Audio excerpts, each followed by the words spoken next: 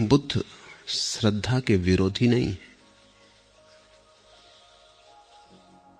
बुद्ध से बड़ा श्रद्धा का कोई पक्षपाती नहीं हुआ, लेकिन बुद्ध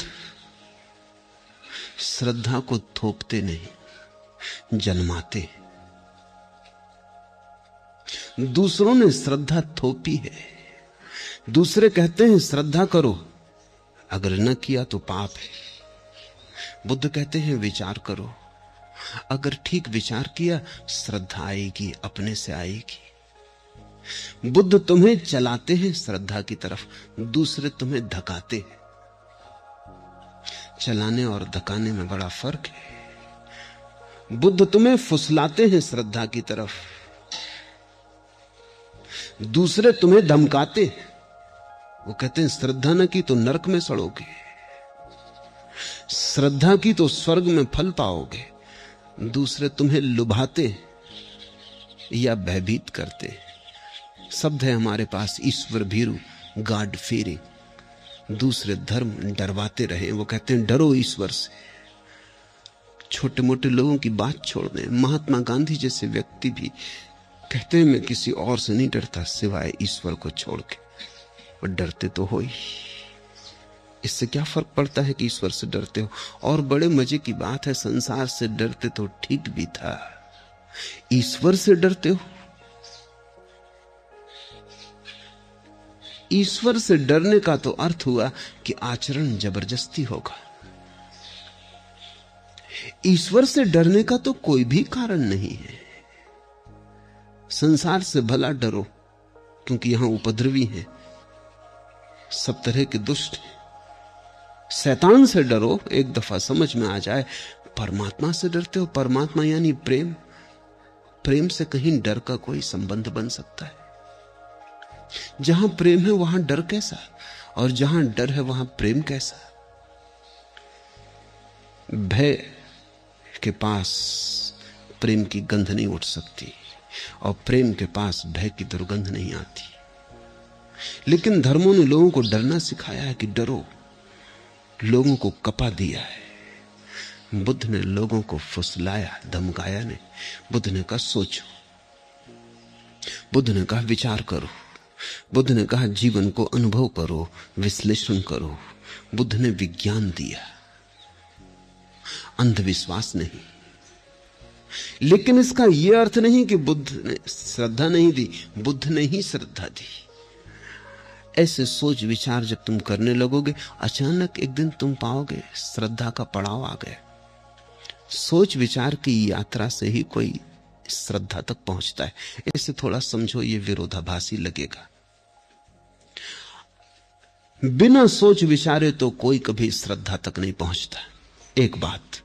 दूसरी बात, सिर्फ सोच विचार से भी कोई कभी श्रद्धा तक नहीं पहुंचता। और तीसरी बात, सोच विचार करते करते एक घड़ी आती, आदमी सोच विचार के आगे चला जाता है। सोच विचार के पहले श्रद्धा नहीं है, सोच विचार के मध्य श्रद्धा नहीं है, लेकिन सोच विचार के आगे चला जाता है। कब तक सोचोगे? सोचने की सीमा है, तुम्हारी सीमा नहीं। जल्दी ही तुम पाओगे सोचने का तो अंत आ गया, तुम अब भी हो। सोचना तो पिछड़ने लगा, तुम्हारे पैर आगे बढ़े जाते। बुद्ध वहीं ले जा रहे हैं। बुद्ध कहते हैं घबराओ मत, बुद्धि की तो सीमा है, डरो मत, तुम असीम हो। अगर तुम चले तो जल्दी ही बुद्धि का चुकतारा आ जाएगा, जगह आ जाएगी जहां तख्ती लगी कि यहां बुद्धि समाप्त होती। तो बुद्ध कहते हैं श्रद्धा दो तरह की हो सकती। एक, बिना विचारे, विचार में गए बिना पहले ही स्वीकार कर ली, वो झूठी है, वो मिथ्या है, उसको ही हम अंधश्रद्धा कहें। वो आंख वाले की नहीं है। और ऐसी श्रद्धा सदा कमजोर रहेगी, और ऐसी श्रद्धा कभी भी तोड़ी जा सकती है। कोई भी हिला देगा, कोई भी जीवन का तथ्य मिटा देगा ऐसी श्रद्धा को। दो कौड़ी की है, इसको कोई मूल्य मत देना। और इस श्रद्धा से तुम मुक्त ना होगे, इस श्रद्धा से तुम बंध जाओगे। ये जंजीर की तरह तुम्हें घेर लेगी। जिसको तुमने अपने अनुभव से नहीं पाया, उसे तुम अपनी संपदा मत समझना। ये अविचार की श्रद्धा है। फिर विचार में चलो तो तुम डरते हो विचार में चलने से, क्योंकि अक्सर लोग विचार में अटक जाते हैं, काफी नहीं चलते, दूर तक नहीं चलते, 2 कदम चलते हैं और रुक जाते, राह के किनारे झोपड़ा बना लेते हैं, वहीं ठहर जाते हैं, मंजिल तक नहीं पहुंचते। ये सब नास्तिक हो जाते। इन नास्तिकों के कारण कुछ डर के चलते ही नहीं। बुद्ध कहते हैं जिनको तुम आस्तिक कहते हो वो झूठे आस्तिक, और जिनको तुम नास्तिक कहते हो वो झूठे नास्तिक, क्योंकि नास्तिकता का निर्णय तभी लेना उचित है जब बुद्धि की सीमा तक पहुंच गए हो। उसके पहले निर्णय नहीं लिया जा सकता। जब तक पूरा जाना ही नहीं, पूरा सोचा ही नहीं, तो कैसे निर्णय लोगे? और जो भी बुद्धि की सीमा पर पहुंच जाता है उसे एक अनुभव आता है, बुद्धि की तो सीमा आ गई, अस्तित्व आगे भी फैला है। तब उसे पता चलता है कि बुद्धि के पार भी अस्तित्व है। बहुत है जो बुद्धि के पार भी है, और जो बुद्धि के पार है उसे बुद्धि से कैसे पाओगे? सुनो, तेरी मंजिल पर पहुंचना कोई आसान न था। सरहदे अक्ल से गुजरे तो यहां तक पहुंचे, सरहदे अक्ल से गुजरे तो यहां तक पहुंचे। बुद्धि की सीमा के पार जब गए तब तुझ तक पहुंचे, परमात्मा तक पहुंचे। तेरी मंजिल पर पहुंचना कोई आसान न था। जो चले ही नहीं और जिन्होंने श्रद्धा कर ली वो तो कभी नहीं पहुंचे। उनका ईश्वर तो बस मान्यता का खिलौना है, उनका ईश्वर तो बस धारणा की बात है। वो तो भटका रहे हैं, भरमा रहे हैं अपने को। तुम्हारे मंदिर मस्जिद तुम्हारी भ्रांतियां हैं, असली मंजिलें नहीं। पहुंचे तो वही जो सरहदे अक्ल से गुजरे। तो बुद्ध ने कहा, आओ, डर के मत आस्तिक बनो और नास्तिकता से भयभीत मत हो। नास्तिकता आस्तिकता की तरफ पहुंचने की अनिवार्य प्रक्रिया है। बुद्ध के पहले तक लोग सोचते थे आस्तिक नास्तिक विरोधी हैं। बुद्ध ने नास्तिकता को आस्तिकता की प्रक्रिया बना दिया। इससे बड़ी कोई क्रांति घटित नहीं हुई है। बुद्ध ने कहा नास्तिकता सीढ़ी है आस्तिकता की। हां, सीढ़ी पे बैठ जाओ तो तुम्हारी भूल है, सीढ़ी का कोई कसूर नहीं। मैं तुमसे कहूं कि चढ़ो ऊपर, छत पर जाने की ये रही सीढ़ी, तुम सीढ़ी पर ही बैठ जाओ, तो तुम कहो ये सीढ़ी तो छत की दुश्मन है। लेकिन सीढ़ी ने तुम्हें नहीं पकड़ा है। सीढ़ी तो चढ़ाने को तैयार थी, सीढ़ी तो चढ़ाने को ही थी, सीढ़ी का और कोई प्रयोजन न था। लेकिन सीढ़ी को तुमने अवरोध बना लिया, तुम उसी को पकड़ के बैठ गए। नास्तिकता सीढ़ी है, और जो ठीक से नास्तिक नहीं हुआ वो कभी ठीक से आस्तिक न हो सकेगा। इसे तुम संभाल के मन में रख लेना। मेरे पास तो रोज लोग आते हैं, उनमें जो आदमी नास्तिकता से गुजरा है उसकी शान, और उनमें जो आदमी ने नास्तिकता की पीड़ा झेली है, संदेह को भोगा है, संदेह के कांटों में गुजरा है, इंकार जिसने किया है उसके स्वीकार का मजा और गरिमा, और जिसको न कहने में डर लगता है उसके हां की कितनी कीमत हो सकती है। उसकी हां नपुंसक है। जिसने कभी नहीं कहा उसकी हां का भरोसा मत करना। वो हां कमजोर की हां है, बलशाली की नहीं।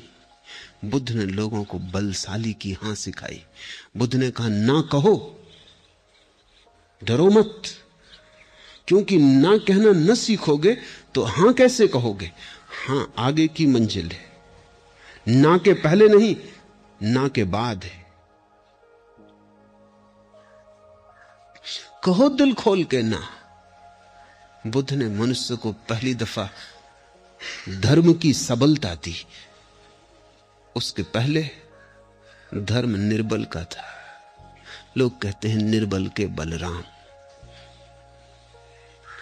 बुद्ध ने लोगों को सबलता दी, बल दिया और कहा डर है ही नहीं, क्योंकि राम तो है ही, इसलिए भयभीत मत करो।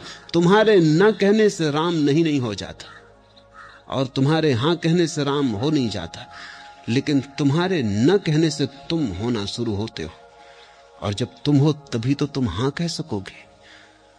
थोड़ा सोचो, अगर तुम ना कहना जानते ही नहीं, या इतने डर गए हो, इतने पंगु हो गए हो कि तुमसे इंकार निकलता ही नहीं, तो तुमसे स्वीकार क्या निकलेगा? स्वीकार तो इंकार से बड़ी घटना है। इंकार तक नहीं निकलता। तुम रेगिस्तान भी नहीं हो अभी नास्तिकता के, तो तुम आस्तिकता के मरुद्यान कैसे हो सकोगे? तुम अभी रूखी सूखी नास्तिकता भी नहीं अपने में ला पाए, तो हरी भरी फूलों से सजी आस्तिकता कैसे ला पाओगे? आस्तिकता नास्तिकता के विपरीत नहीं है, आस्तिकता नास्तिकता के आगे। आस्तिकता मंजिल है, नास्तिकता साधन। इसलिए बुद्ध ने एक नई कीमिया दी है मनुष्य जाति को, जिसमें नास्तिकता का भी उपयोग हो सकता है। और इसे मैं कहता हूं बहुत अनूठी घटना, जब तुम नहीं का भी उपयोग कर पाओ, जब तुम अपने अंधकार का भी उपयोग कर पाओ, अपने अस्वीकार का भी उपयोग कर पाओ, तभी तुम पूरे विकसित हो सकोगे।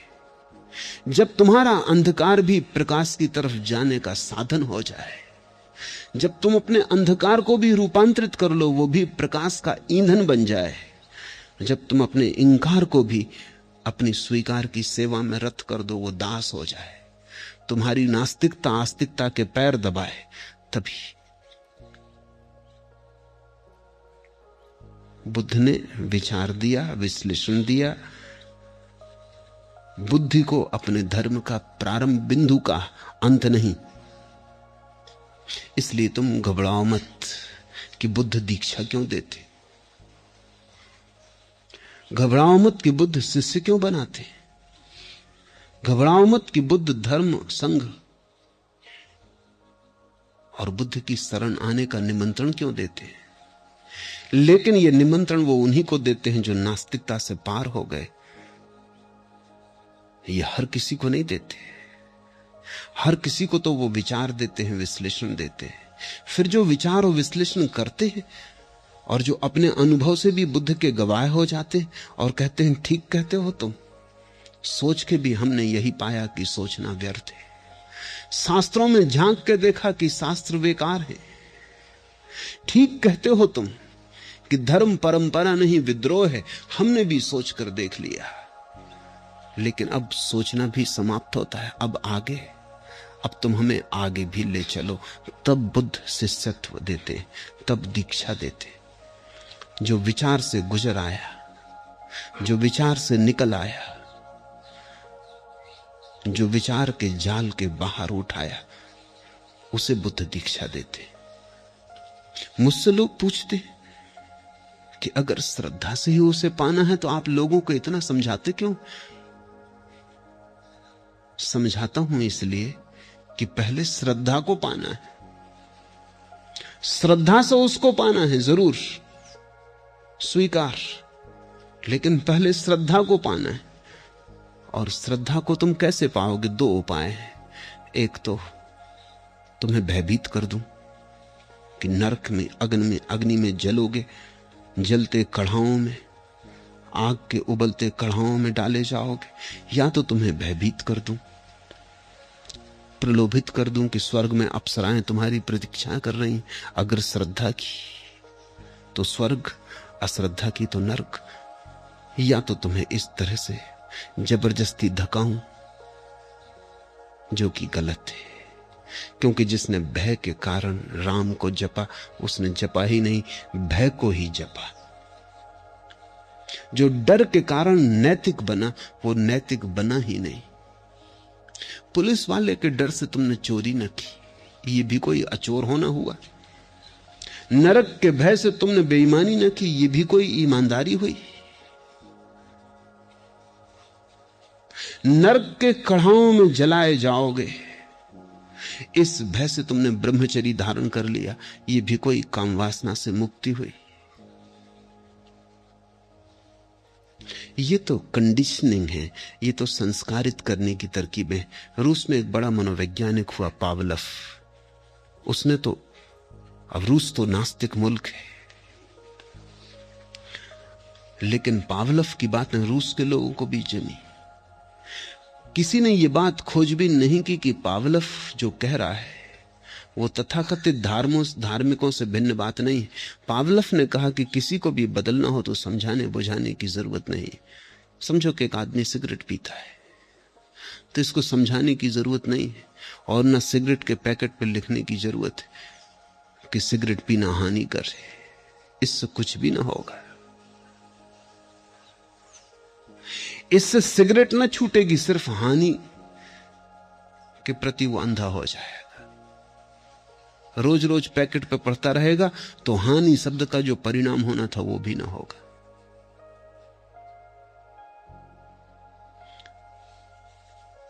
अगर इसको बदलना है तो पावलव ने कहा कि जब ये सिगरेट पिए इसको बिजली का शाक दो।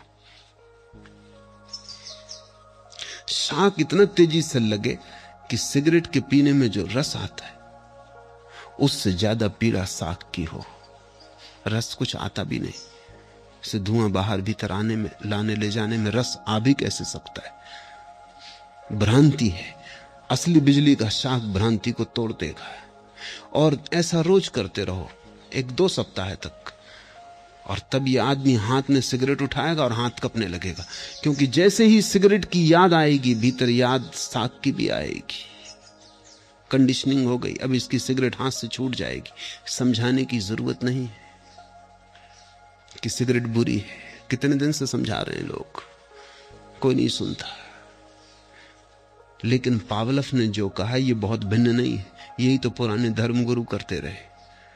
बचपन से ही समझाया जाए कि नरक में कढ़ा जल रहा है, मंदिरों में चित्र लटकाए जाएं, लपटों का विवरण किया जाए, कढ़ाओं में फेंक के जलाए जाओगे, सड़ाए जाओगे, कीड़े मकोड़े छेद करेंगे तुम्हारे शरीर में और भागेंगे, दौड़ लगाएंगे और मरोगे भी नहीं। सामने पानी होगा, कंठ प्यास से भरा होगा, पी ना सकोगे, और अनंत कालीन यातना झेलनी पड़ेगी। और पाप क्या है तुम्हारे छोटे मोटे की सिगरेट अगर पी, सिगरेट पीने के लिए इतना भारी उपाय, घबरा जाए आदमी। छोटे बचपन से अगर ये बात मन पे डाली जाए तो स्वभावतः भय पकड़ लेगा। ये सिगरेट ना पिएगा, लेकिन ये कोई चरित्र हुआ? तुमने चरित्र तो इसका नष्ट कर दिया सदा के लिए। चरित्र तो बल पे खड़ा होता है, चरित्र तो समझ पे खड़ा होता है। तुमने भय का जहर भर दिया, तुमने तो इसको मार डाला। अब ये जिएगा कभी भी नहीं। और इसी तरह स्वर्ग का प्रलोभन दिया हुआ है, वहां बड़े सुख। तुम कर रहे हो 2 कौड़ी के काम, लेकिन बड़े सुख की आशा कर रहे हो। एक भिखमंगे को 1 पैसा दे आए, अब तुम हिसाब लगा रहे हो कि स्वर्ग जाओगे कि कहीं धर्मशाला बनवा दी, कि कहीं मंदिर बनवा दिया। अब तुम सोच रहे हो कि बस भगवान पे तुमने बहुत एहसान किया, अब तुम स्वर्ग जाने वाले हो।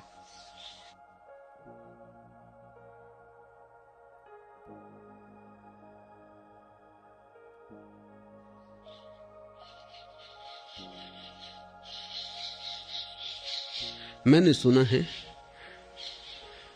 कि एक धर्मगुरु स्वर्ग जाने की टिकटें बेचता था। सभी धर्मगुरु बेचते।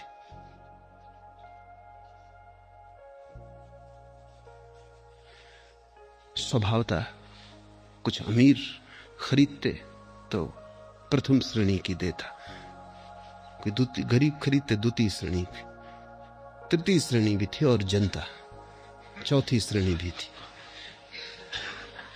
सभी लोगों के लिए इंसान स्वर्ग में होना भी चाहिए। तरह तरह के लोग हैं, तरह तरह की सुविधाएं होनी चाहिए। काफी धन उसने इकट्ठा कर लिया था। लोगों को डरा डरा के, नरक के भय से लोग खाना ना खाते, पैसा इकट्ठा करते कि टिकट खरीदनी है। यही कर रहे हैं लोग, खाना नहीं खाते। मैं देखता हूं तीर्थ यात्रा को जाते, कपड़ा नहीं पहनते, मंदिर में दान दे आते, खुद भूखों मरते हैं, ब्राह्मण को भोजन कराते। सदियों से डरवाया है ब्राह्मण ने कि हम ब्रह्म के सगे रिश्तेदार हैं। भाई भतीजावाद, अपना नाता करीब का करवा देंगे तुम्हारा इंसान भी। खुद खाओगे कोई पुण्य ना होगा, ब्राह्मण को खिलाओगे पुण्य होगा। लोग भूखों मरते हैं, तीर्थ यात्रा करते हैं, ब्राह्मण को खिलाते हैं, पंडित पुरोहितों को देते। उस धर्मगुरु ने बहुत धन इकट्ठा कर लिया। एक रात एक आदमी उसकी छाती पे चढ़ गया जाके चुरा लेके, और उसने कहा निकाल, सब रखते। उसने गौर से देखा, उसकी ही जात का आदमी था। उसने कहा अरे तुझे पता है नरक में सड़ेगा। उसने कहा छोड़ फिकर, पहली श्रेणी का टिकट पहले ही खरीद लिया, सब निकाल पैसा, तुमसे ही खरीदा है टिकट, वो हम पहले ही खरीद लिए, उसकी तो फिक्र ही छोड़ो तुम। अब नरक से तुम हमें न डरवा सकोगे, वो कोई और होंगे जिनको तुम डरवाओगे। हम टिकट पहले ले लिए, अब तुम सब पैसा जो तुम्हारे पास इकट्ठा किया तिजोरी में दे दो। लोग यही कर रहे हैं। इसको तुम चरित्र कहते हो? भय पर खड़े, लोभ पर खड़े व्यक्तित्व को तुम चरित्र कहते हो? यह चरित्र का धोखा है। बुद्ध ने यह धोखा नहीं दिया। बुद्ध ने कहा समझ, सोच विचार, चिंतन मनन, और धीरे धीरे तुम्हें उस जगह ले आना है जहां से पार दिखाई पड़ना शुरू होता है, जहां अतिक्रमण होता है, जहां तुम आ जाते हो किनारे अपने सोचने के और देखते हो उसे जो सोचा नहीं जा सकता, जहां रहस्य तुम्हें आच्छादित कर लेता है और विचार अपने से गिर जाते, जहां विराट तुम्हारे करीब आता है और तुम्हारी छोटी खोपड़ी चक्कर खा के ठहर जाती, अवाक। बुद्ध ने कहा श्रद्धा थोपेंगे नहीं, श्रद्धा तक तुम्हारी यात्रा करवाएंगे।